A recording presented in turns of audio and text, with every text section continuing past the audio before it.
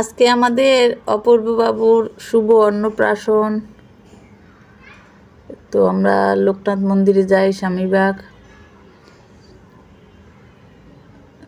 তো ওই দিন অনেক রথযাত্রা অনুষ্ঠান ছিল, তো অনেক অন্নপ্রাশনের লোক আসছে। তো ওনারা বাবার কোলে দিয়ে তারপরে গোসাই মানে ব্রাহ্মণ মন্ত্র বলে, তারপরে মুখে দিতে বলে 3 বার। তো এখানে দেখলাম বাবাকেই প্রাধান্য দেয়, বলছে যে না মামার দরকার নাই, বাবা যে সে বসবে। আবার বলল যে মায়ের দেখা যাবে না, মায়েরা দূরে চলে যান, শুধু বাবারা বসবে।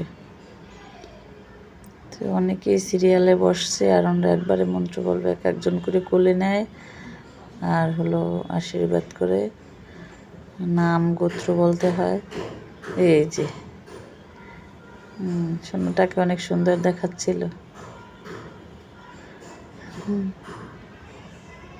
আমরা সবাই এখানে অনেক মজা করছি। সে ফুলের মালাটা ছিঁড়ে ছিঁড়ে মুখে দিচ্ছে, একটুকু কান্নাকাটি করে না, সে ভয় পায় না এরকম মনে হচ্ছে।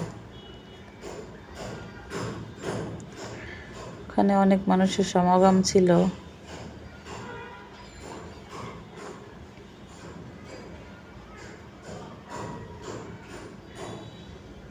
12:30টার ভিতরেই ভোগ শেষ হয়ে যাওয়ার পরে আর কি অনুষ্ঠান শুরু করে। আমরা একটু আগেই পৌঁছেছি। মায় আসে না, এই জন্য একটু মন খারাপ। মায় বাবু ছিল না, বর্ষা বৃষ্টির দিন, এই জন্য আর আসে নাই। আরও আমরা এখানে অনেকগুলো অনুষ্ঠান করেছি। আমার ভাইয়ের 3টে ছেলে, বোনের 2টা ছেলে মেয়ে, আমার 2টা ছেলে। তো আমরা অনেকটা অনুষ্ঠান এখানে করেছি।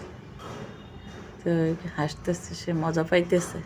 অপূর্ব অপূর্বর মতোই অনেক সুন্দর হয়েছে, এই জন্য মিঠু আমার ছোট ভাই নাম রাখছে, ওর নাম হইবে অপূর্ব।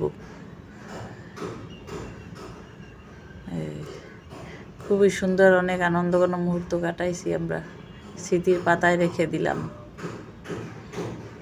আমরা 5 ভাই বোন, একসাথে হইলে অনেক মজা হয়। বড় বোনটা ছিল না, এই ব্রাহ্মণ মশাই। পরে আমরা অনেক ছবি তুলছি।